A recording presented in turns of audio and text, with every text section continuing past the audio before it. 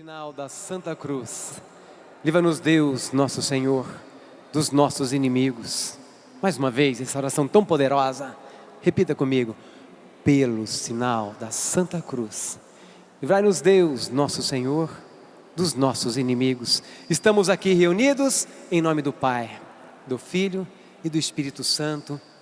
Amém. Podemos sentar. Quero falar com você, valente guerreiro. Você que fez de tudo para estar aqui. Eu fico imaginando, gente, hoje estava aqui lotado. Aliás, eu recebi agora uma notícia do Eventos, que este é o maior PHN de toda a história. Você faz parte dessa história, o maior PHN de toda essa história. Desde quarta já passaram por aqui mais de 150 mil pessoas. Guerreiros! Guerreiros! E vendo tudo isso aqui montado, toda essa estrutura de som, aqueles que estão trabalhando por trás das câmeras, aqueles que estão trabalhando lá nas ilhas, enfim, todo esse povo trabalhando por você. Por você.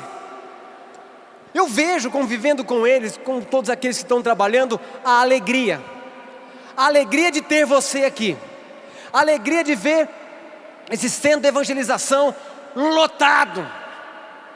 Eu fico imaginando, se nós, todo o pessoal do Eventos, todos aqueles que trabalham aqui na Canção Nova, estão felizes, imagine o coração de Deus. Imagine o coração do nosso Deus, o quanto que não está feliz por você que veio, por você que lutou, por você que se esforçou para estar aqui. E eu me lembrei muito mais, eu me lembrei de quando era menino, a gente ia caçar passarinho, mas não era caçar com estilingue. Presta atenção na técnica, presta atenção.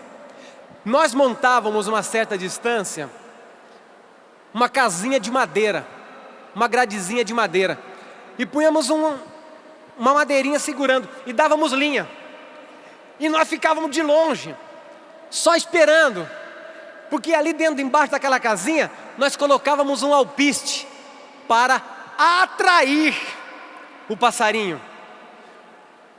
Ele faminto, ele pousava, e ficava por ali, e a gente ficava de longe, gente, torcendo para ele entrar ali, para poder prendê-lo, para poder alimentá-lo. E ali nós ficávamos de longe, só com a linha, ficávamos com a linha, com toda a paciência, e o passarinho vinha, ele rodeava e fazia assim, ó, e saía. Ai, não é dessa vez. Não foi dessa vez que ele entrou. E nós esperando ali o passarinho entrar para que eu pudesse puxar a linha, descer a casinha e prendê-lo. E vinha o passarinho, como diz a minha mãe que está lá me assistindo, desdenhava de nós. Passava, fazia assim, vai, entra passarinho, entra passarinho.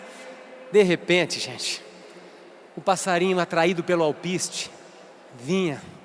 E no momento exato que ele estava lá, puxava a linha e prendia. Eu vibrava, eu peguei. E eu dizia para o passarinho, já era, você é meu. Eu fico imaginando o dia que você ficou sabendo a data do PHN. Eu fico imaginando, valente guerreiro, o dia que você fez a sua inscrição lá na caravana. O dia que você decidiu vir para a Canção Nova. Eu fico imaginando você entrando no ônibus das caravanas que estão chegando, que chegaram. E Deus lá de cima, Ele entrou, Ele vai entrar, Ele vai lá para o centro de evangelização, Ele vai chegar na Canção Nova, Ele vai ouvir as músicas, Ele vai participar das missas, Ele vai se alimentar, não do alpiste, mas da Eucaristia, que eu coloquei lá para transformar a vida dele. De tudo que eu vou alimentá-lo, ele vai ser meu, ele vai ser definitivamente meu. E você entrou no ônibus, e desceu ali no estacionamento. O cabelo que veio todo penteado, chegou do lado contrário, aquela cara de onde eu estou, de onde eu sou, e desceu na Canção Nova e deu aquela respirada. Estou aqui nesse território eucarístico, vou participar do PHN 2014. E entrou aqui, e nas orações, e naquele momento em que a lágrima caiu, naquele momento que você permitiu, sabe o que Deus fez? Deus puxou a corda e disse para o mundo e disse para os céus: Ele é meu, Ele é meu. E os anjos cantaram: já era. Fala para quem está do teu lado: já era. Já era. Aplauda esse que está do teu lado aí, que veio com você. Ele pertence a Deus. Já foram faladas aqui várias manifestações dos anjos a tantos personagens. Eu lembro da primeira pregação do Emanuel, que abriu falando de Davi. Davi, o pequenino Davi enfrentando o imenso Golias, o gigante Golias. Eu fico imaginando, gente, aquele valente guerreiro, pequeno, limitado, assim como eu e você, enfrentando os nossos gigantes lá fora. O Emanuel abriu o PHN, a primeira pregação foi essa, falando de Davi. Se você pegasse em Samuel 17, diz assim: Davi, quando você lê inteiro, Davi falou 7 vezes para Deus, e apenas 2 para o gigante. Davi falou 7 vezes para Deus, e apenas 2 para o gigante. Eu quero falar para você: não dê a proporção para o teu problema, para o teu gigante, não dê a proporção que ele não tem, ele não merece. Para de dialogar com o teu problema, para de dialogar com o gigante, fala com Deus. Davi falou 7 para Deus e 2 para o gigante, e assim mesmo ele falou desprezando: você vem com as suas armas, com seus escudos, eu vou com a força do Senhor dos exércitos. Davi, valente guerreiro, se o teu foco for o gigante, você cai. Presta atenção aqui. Se o teu foco for o gigante, você cai. Se o teu foco for Deus, o gigante cai, porque você é o valente guerreiro que pertence a Ele. Você é o valente guerreiro. Para de dar foco para o gigante. É Deus. Eu fico imaginando, gente, os soldados de Israel olhando o gigante, os guerreiros de Israel olhando o gigante. Eu tenho certeza que a frase dos guerreiros de Israel foi uma só: eu não consigo acertá-lo, ele é muito grande. Eu não conseguirei acertá-lo, ele é muito grande. Mas a frase de Davi, a frase do guerreiro, do valente guerreiro chamado Davi, ele olhou para o gigante e disse assim: não tem como eu errar, ele é muito grande, eu vou vencê-lo, eu vou acertá-lo. Esse tem que ser o nosso foco. Essa tem que ser a nossa decisão. Eu não vou errar esse problema, eu não vou errar esse gigante, porque tem a força do Senhor dos exércitos. E fala com Deus o tamanho do teu gigante. Senhor, mas a hora que você for enfrentá-lo de frente, diga para o gigante: eu estou com a força do Senhor dos exércitos. Eu estou com a força do Senhor dos exércitos. Então aplauda para valer o Senhor dos exércitos que vem em mim e em você, valente guerreiro.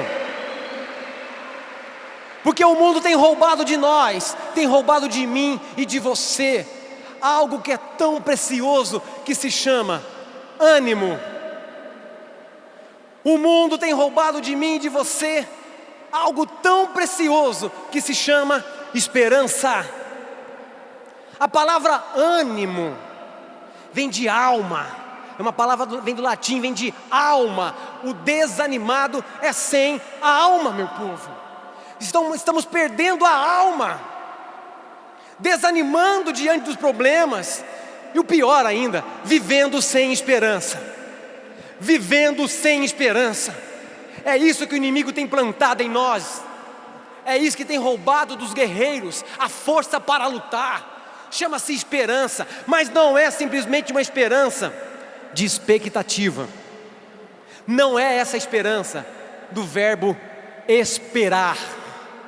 A esperança que Deus quer plantar aqui no teu coração, e que você vai sair hoje daqui cheia, é a esperança que vem de Deus. Não é uma esperança de expectativa, é uma esperança do amor, é a esperança de vencer, é a esperança que vem da coragem, é a esperança que vem da decisão. Essa é a esperança que Deus tem para mim e para você. E se você abrir o coração e pedir a Deus, esse Deus é fiel para derramar nas nossas vidas, no teu coração, no meu coração, um coração cheio, repleto, transbordando esperança. É essa esperança que o mundo não tem, gente. O mundo vive de expectativas. O mundo vive de expectativas, e vivendo de expectativa, vivemos também de frustrações. E não sabemos o que fazer com as nossas perdas. E quando aquilo que nós colocamos toda a nossa confiança não acontece, quando aquilo que nós colocamos toda a nossa vida não se realiza, vamos para o fundo do poço, porque colocamos a esperança em algo, em alguém errado. Quando o nosso foco não é Deus, a nossa esperança nos decepciona. Em Romanos 5 diz assim: a esperança não decepciona, porque o amor de Deus foi derramado em nossos corações, em virtude do Espírito Santo. Então toda a esperança do valente guerreiro tem que vir pela força do Espírito Santo. Toda a esperança do valente guerreiro tem que vir com a efusão, com o batismo no Espírito Santo. Sem batismo no Espírito Santo, as nossas esperanças se tornam simplesmente expectativas. E eu e você não podemos viver de expectativas, senão passamos a depender do externo. E cada vez que eu dependo do externo, cada vez que a minha felicidade, a minha alegria, as minhas realizações dependem do externo, o meu gráfico de felicidade é assim: feliz, infeliz, feliz, infeliz. E as pessoas pensam e se decepcionam, porque quando nós entramos para o serviço do Senhor, diz Eclesiástico, prepara o teu coração para a provação. Prepara a tua vida para a provação. Valente guerreiro, se prepara, porque de agora em diante virão as provações. Mas eu e você somos como Davi, colocamos o nosso foco em Deus, para que os gigantes possam cair. Coloca o teu foco em Deus, e todos os gigantes cairão. Esperança, esperança. Não podemos depender do externo. Felicidade é de dentro para fora. Felicidade tem nome. Felicidade é Deus. E todas as vezes que virão e chegarão os problemas, mesmo você estando na caminhada, é falso. Presta atenção nisso. É falso o anúncio de que vem para a minha igreja, vem para o meu grupo, vem caminhar com Deus e não terá mais problema. É mentira. Porque quando Pedro decidiu sair da barca e caminhar para onde estava Jesus, diz a Bíblia, ele estava a 40 metros de Jesus. Ele deu 39 passos.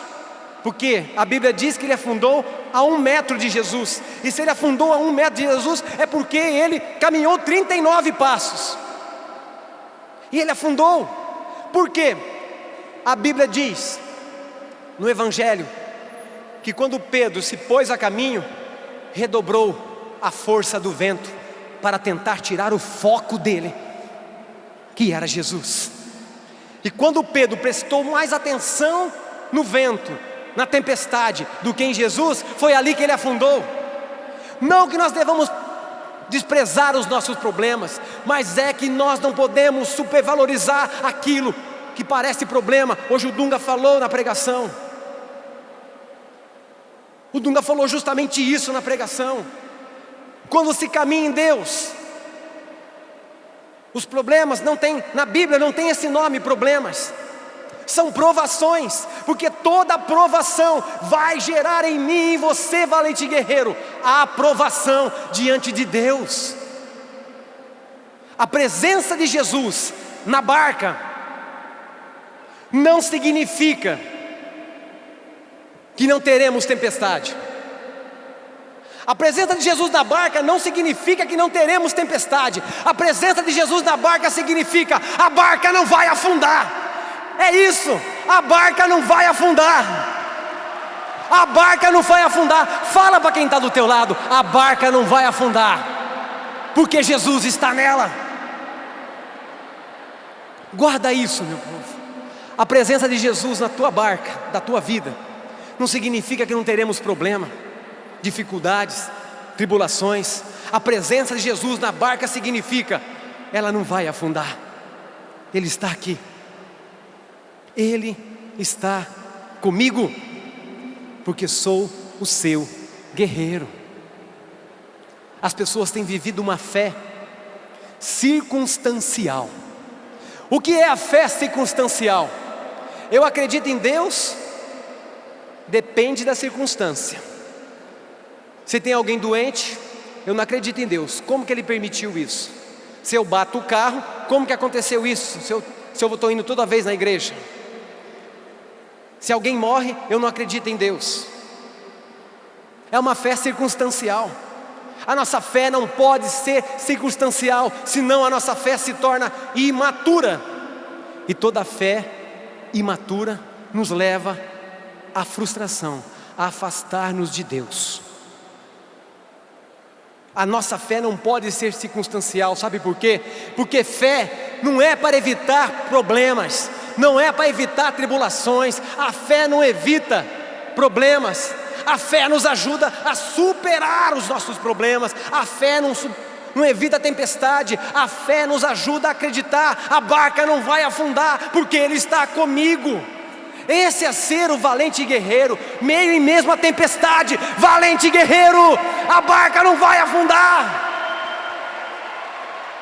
É isso, meu povo, é isso. Não uma fé circunstancial. A fé não evita. A fé muda o final. A fé não evita. A fé muda o final. A fé talvez não evitou aquele abandono. A fé talvez não evitou aquele desemprego. A fé de um pai, de uma mãe, não evitou que o filho fosse para a droga. A fé não evitou aquela doença. Mas a fé muda o final. Por isso, valente guerreiro, aguenta firme. Aguenta firme. Fala para quem está do teu lado: aguenta firme. Aguenta firme. Vai passar. Vai passar. Eu quero que você abra comigo 1 de Reis, capítulo 19. Vamos no versículo 1.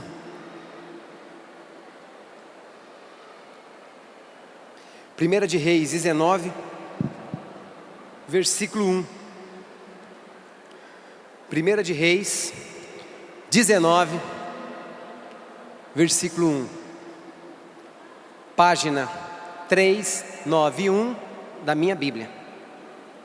Capítulo 19, versículo 1. Elias, no Monte Horebe. Nós já falamos aqui de Gideão, nós já falamos de Davi. Hoje o Padre Fábio falou de Nossa Senhora, bodas de Caná, de todas essas manifestações de Deus na vida das pessoas e através de anjos. E toda vez que o anjo chega, meu povo, ele suscita em nós, ele devolve a mim e a você. Cada vez que um anjo se aproxima de nós, eis a certeza de que é um anjo, que todas as vezes que um anjo se aproxima de nós, enviado por Deus, ele desperta no nosso coração esperança. Esperança, nos enche de esperança para continuar a luta do guerreiro, porque a esperança não promete solução imediata. Isso é esperança. Esperança não promete solução imediata, mas a esperança, ela coloca em nós uma certeza, uma possibilidade de uma solução final.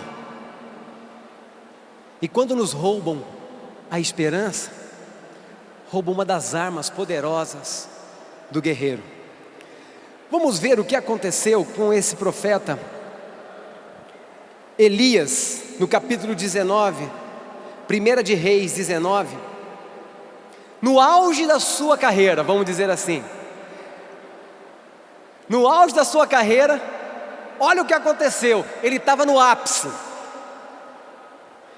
Quando Acabe contou a Jezabel tudo o que fizera Elias, e como ele passara a fio de espada todos os profetas de Baal, a rainha mandou um mensageiro dizer a Elias: que os deuses me tratem com o último rigor, se amanhã, a esta mesma hora, eu não fizer da tua vida, Elias, o que fizera da deles.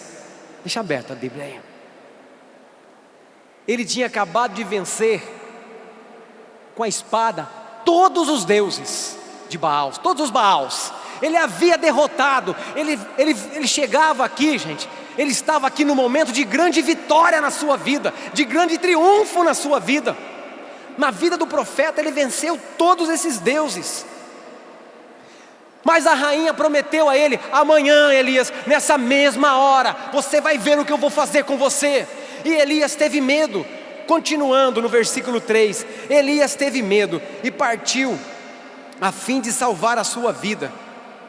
Chegando a Bezabeia, em Judá, deixou ali seu servo e caminhou pelo deserto durante 41 dias. Elias caminhou pelo deserto, fugindo da morte, fugindo da rainha, fugindo das perseguições, fugindo da missão, fugindo porque estava no momento de perseguição. A melhor coisa foi fugir. Elias foi para o deserto, gente. E o que significa 41 dias?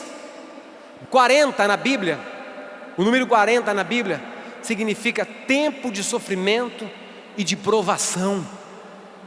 Tempo de provação. Eu não sei se você tem vivido 40 dias, 40 meses, 4 semanas, eu não sei o quanto tempo tem durado essa tua provação, esse teu sofrimento, essa tua angústia, essa tua doença, esse teu desemprego, essas suas dores emocionais, psíquicas, físicas. Eu não sei quanto tempo tem durado, mas eu tenho uma certeza: vai passar.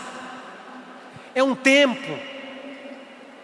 Esse homem fugiu para o deserto, esse guerreiro fugiu para o deserto.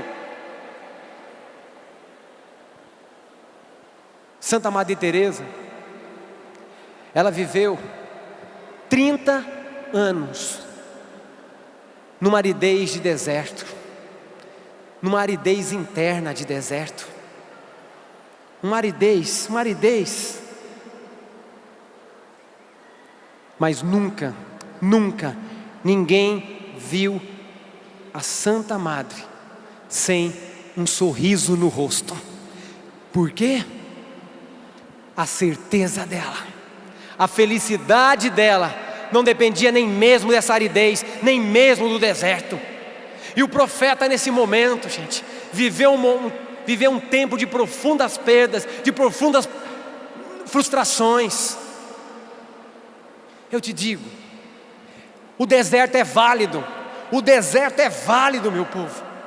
Quando você pode fazer do deserto, quando você consegue fazer do deserto um tempo de crescimento, um momento de crescimento, um lugar de crescimento, faça da sua aridez. Muitas vezes a nossa oração não brota e parece duas pedras batendo uma na outra, uma maneira seca.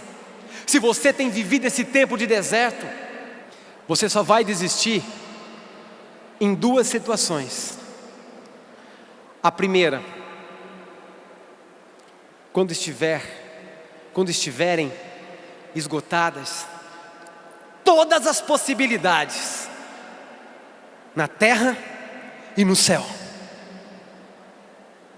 Quando estiverem esgotadas todas as possibilidades na terra e no céu, desista. E segundo, você só vai desistir de buscar essa promessa, a realização dessa promessa na tua vida. Segundo, você só vai desistir de buscar a realização dessa promessa na tua vida numa segunda situação.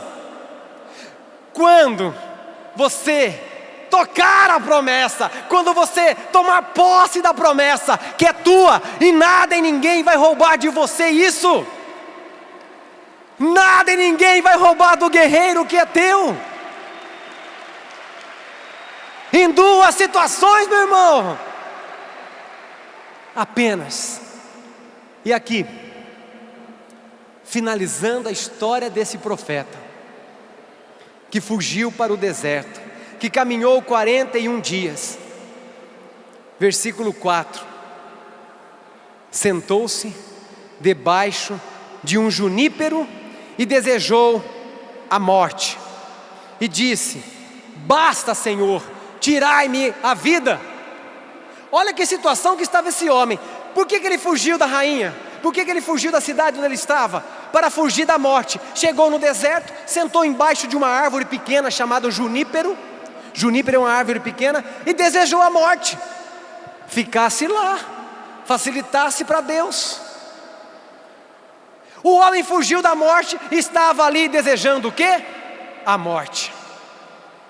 Nos momentos de perda, gente, nos momentos de perdas, quantas pessoas têm buscado tirar a própria vida?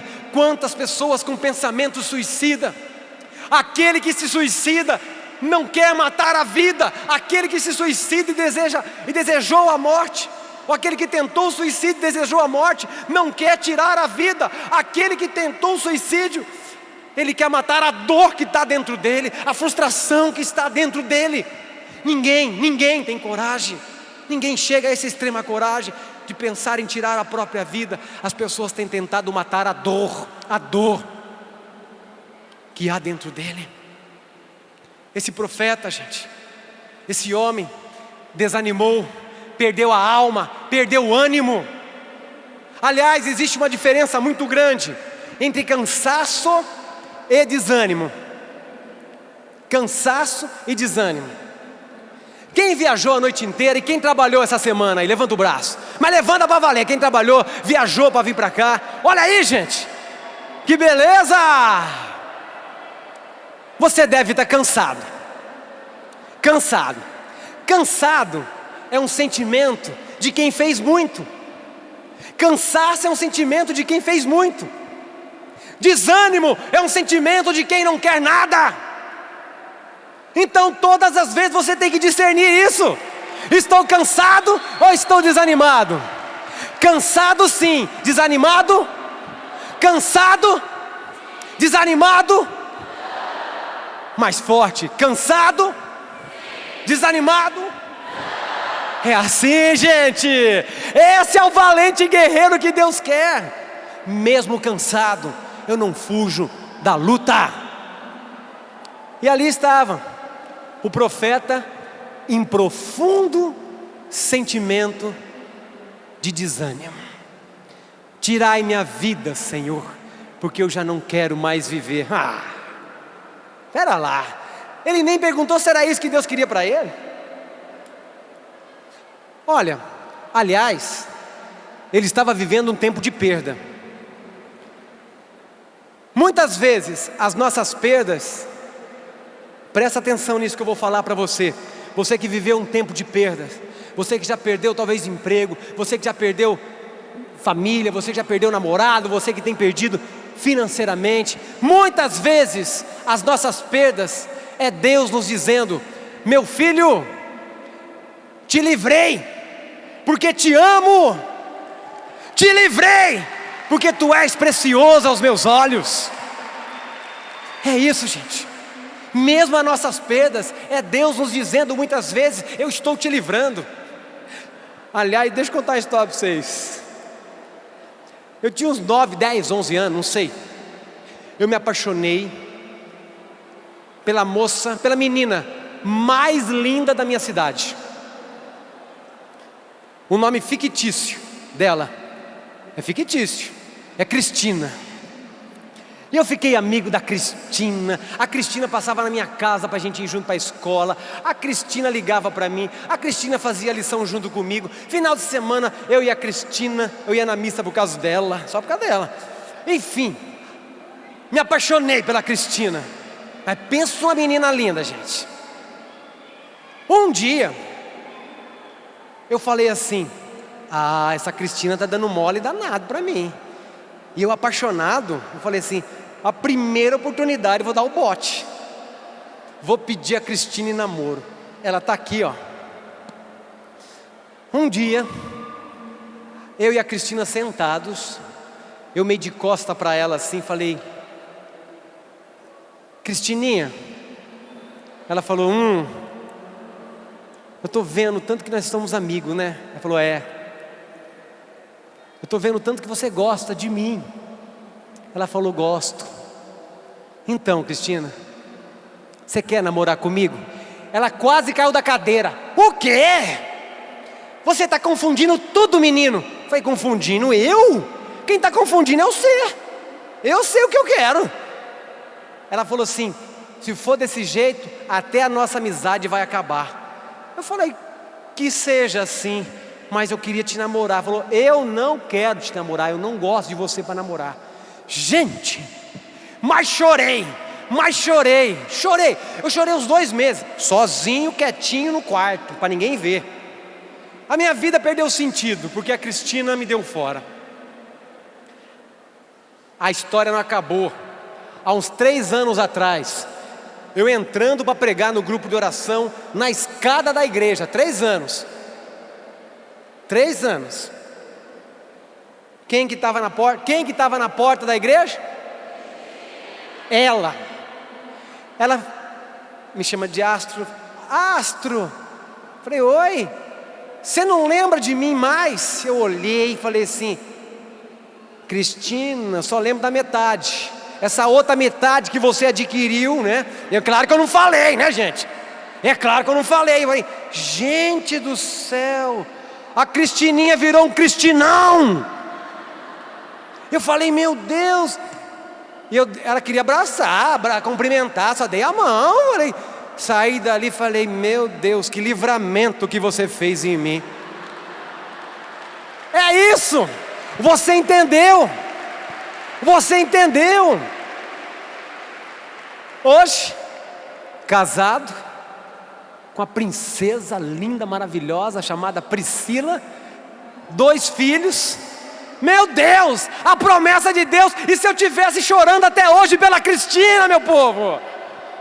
É isso. O profeta chorando por causa de perseguição. O profeta chorando porque havia perdido uma batalha. O profeta chorando porque alguém prometeu fazer o mal a ele.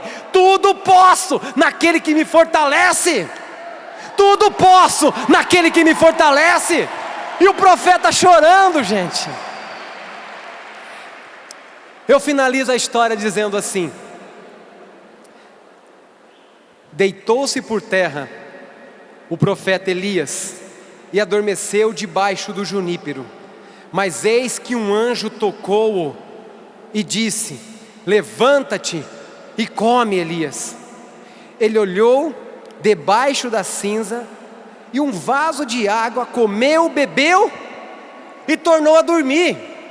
Deus mandou um anjo dizendo para ele: levanta, Elias, levanta e come, levanta e se alimenta, levanta e se alimenta. Esse é o convite de Deus. Mas Elias chegou e voltou a dormir, gente. Muitas vezes nós estamos dormindo. Você, valente guerreiro, está dormindo no deserto, embaixo dos seus juníperos, embaixo das suas árvores, acomodado na derrota, acomodado com medo da perseguição. Eu digo hoje, eu quero profetizar na tua vida: levanta-te, valente guerreiro, levanta-te, valente guerreiro, e come e se alimenta, não mais com esse pão, mas o pão dos anjos, o pão do céu. Levanta-te, valente guerreiro, e se alimenta da Eucaristia, do corpo, do sangue, da alma e da divindade de Jesus. Hoje o anjo te diz: levanta-te, valente guerreiro. Não fuja não, porque muitas vezes o nosso dormir demais está fugindo das situações. Aquele que dorme demais, meu povo, está fugindo de algumas situações. Ele não está cansado não, ele está desanimado. Não desanime não. Eu quero ser profeta na tua vida. Deus está falando na tua vida através dessa boca limitada, porém totalmente entregue a Deus. Levanta-te, não fuja não, não fuja não. Saia debaixo do teu junípero. O profeta voltou a dormir.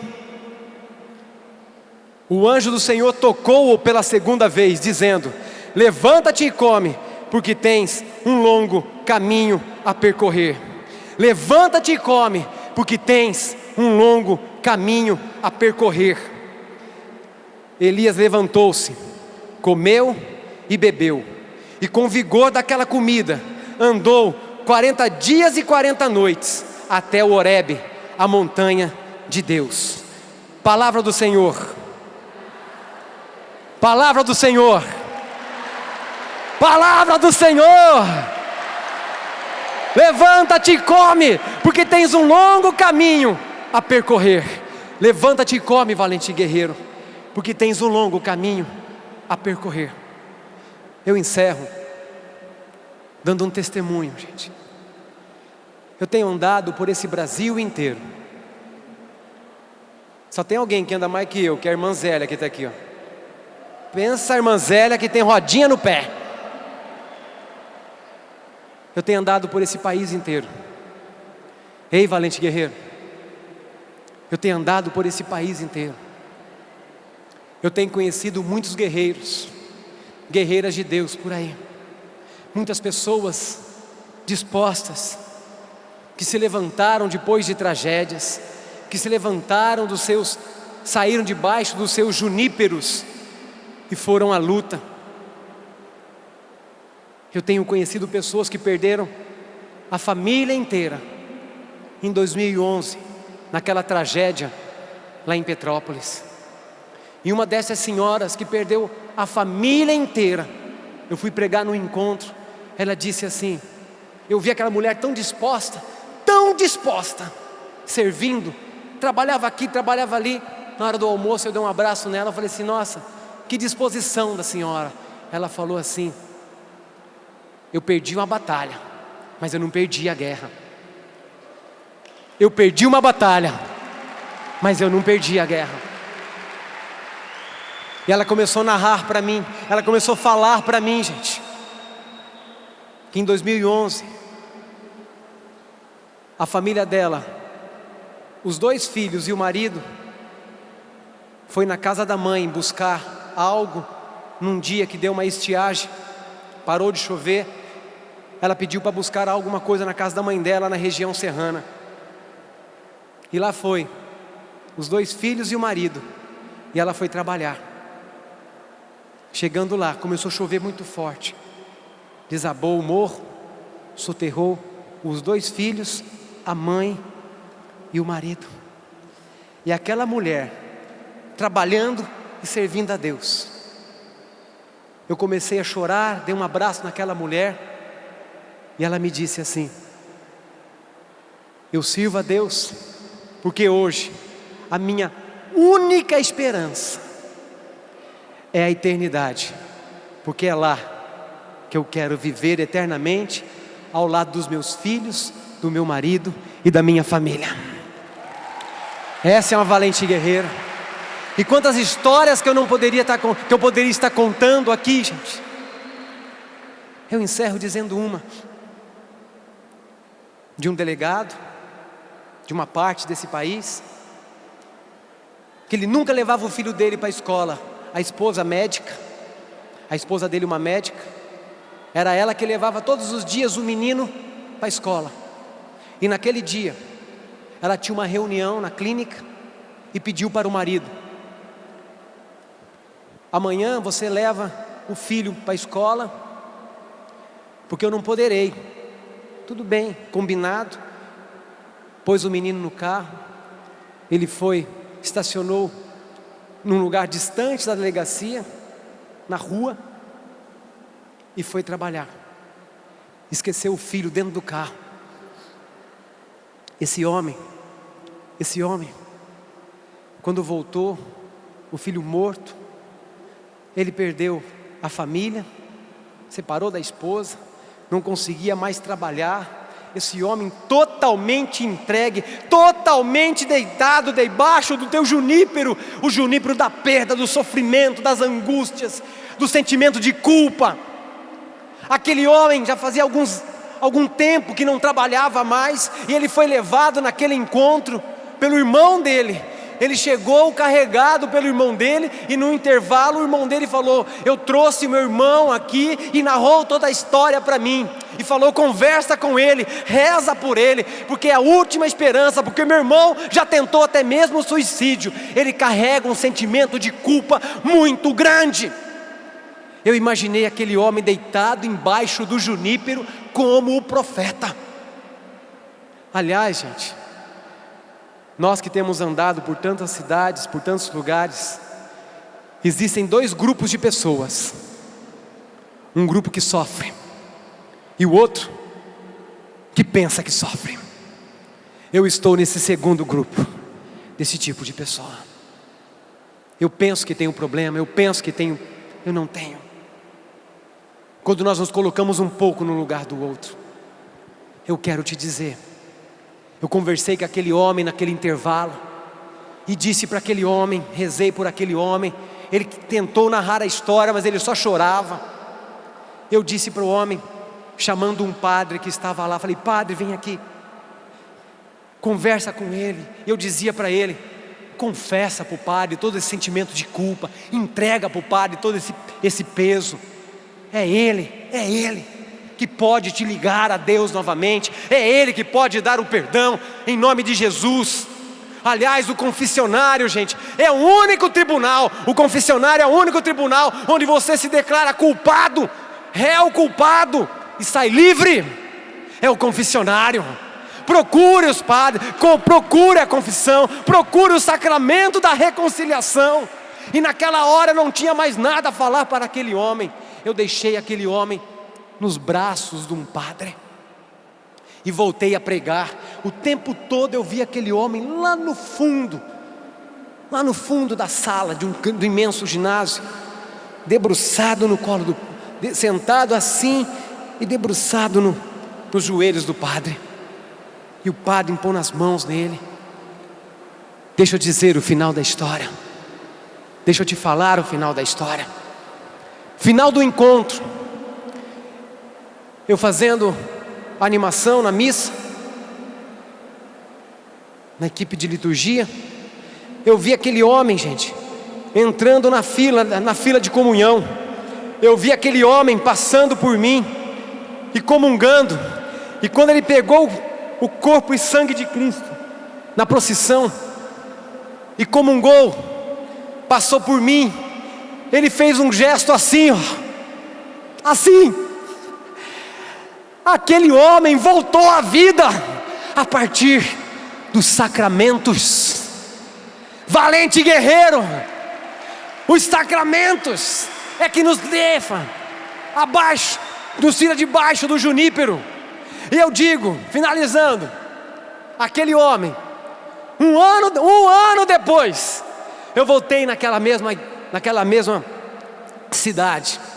Aquele homem, um ano depois, eu conversei com ele, e na nossa conversa foi outra. Ele levantava o punho assim e falou: eu venci. Aquele homem voltou a trabalhar, aquele homem voltou com a esposa, aquele homem recuperou a família, aquele homem estava servindo a Deus, aquele homem foi investido ministro da Eucaristia, aquele homem ressuscitou, saiu debaixo daquele junípero. E eu digo, aquele homem, aquele senhor, hoje é o valente guerreiro. Eu digo para você: levanta-te, valente guerreiro, porque tens um longo caminho a percorrer. Diga para quem está do teu lado: levanta-te, valente guerreiro, porque tens um longo caminho a percorrer. Fique de pé, abra bem os teus braços assim, lá no alto, seus dois braços. Fecha seus olhos. Eu quero fazer um convite a você. Ei, valente guerreiro, saia debaixo do junípero, porque eu tenho certeza que na tua vida teve um anjo que anunciou para você, como aquele anjo que anunciou a Elias naquele deserto: levanta-te, porque tens um longo caminho a percorrer. Levanta-te e come, porque tens um longo caminho a percorrer. Com os braços bem abertos, nós te agradecemos, Senhor, com o coração contrito e humilde. Cure as nossas feridas, Senhor. Nos tire arranque de nós o desânimo, Senhor, que foi plantado dentro de nós. Todas as coisas, Senhor Jesus, que ficaram socadas aqui dentro de mim, que foi soprando nos meus ouvidos: eu não posso, eu não valho nada, eu não tenho valor, tudo que eu começo eu não termino, eu não tenho forças, eu não consigo. É mentira, é mentira. Satanás tem soprado isso nos ouvidos da juventude, e tem feito pessoas acomodadas, e tem jogado-nos embaixo dos juníperos dos nossos desertos. Não fuja não. Ei guerreiro, eu estou falando com você. Não fuja das suas lutas não. Se o teu foco for o gigante, você cai. Se o teu foco for Deus, o gigante vai cair. Eu quero caminhar, Senhor. Eu quero caminhar, Senhor. Tudo posso naquele que me fortalece. Então aplauda para valer, valente guerreiro.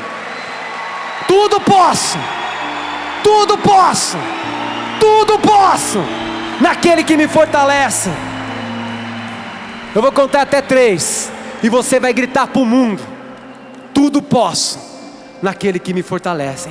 1, 2, 3. É isso aí, valente guerreiro. Cantemos. Posso, tudo posso. Então cante. Naquele que me fortalece. Bem forte, nada.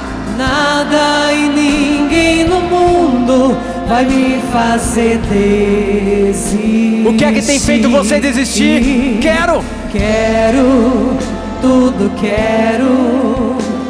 Sem medo entregar meus projetos. deixar-me guiar. Deixar-me guiar nos caminhos que Deus desejou pra mim. E ali está.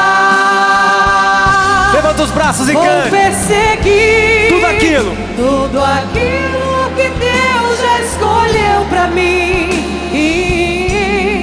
Vou persistir. E mesmo nas marcas daquela dor. E mesmo nas marcas daquela dor, do que ficou, vou me lembrar. Realizar os sonhos mais lindos. O sonho mais lindo que Deus sonhou. Em meu lugar. Em meu lugar está À espera de um novo que vai chegar. vou persistir, continuar a esperar e ver, e mesmo quando a visão se turva, a visão se turva, e o coração só chora, mas na alma, lá no alto, a certeza da vitória. assim ó, escuta aqui, esse gesto, o que significa esses 2 dedos? Vitória. Mas nós, a Bíblia não diz que nós somos vitoriosos. A palavra diz, em Cristo somos mais que vencedores. Então são 2 vezes assim ó, os 3 dedos, levanta esses 3 dedos. Em Cristo somos mais que vencedores. Fala pra quem tá do teu lado, em Cristo você é mais que vencedor.